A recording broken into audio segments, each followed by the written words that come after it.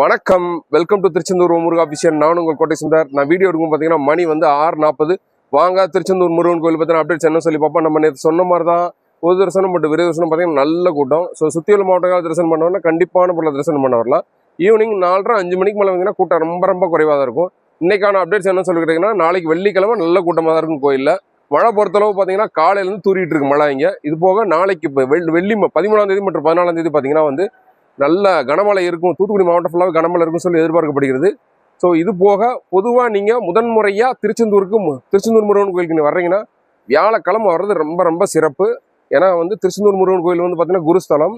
So நீங்கள் பொதுவாக வந்து முதன்முறையாக வரீங்கன்னா வந்து வியாழக்கிழமை வரதான் ரொம்ப சிறப்பு. இது போக வந்து பார்த்தீங்கன்னா வியாழக்கிழமை ஆனால் எப்பயுமே கூட்டம் இருக்குமா செய்யும் திருச்செந்தூர் முருகன் கோயில். ஸோ இன்னைக்கான அப்டேட்ஸ் தான்.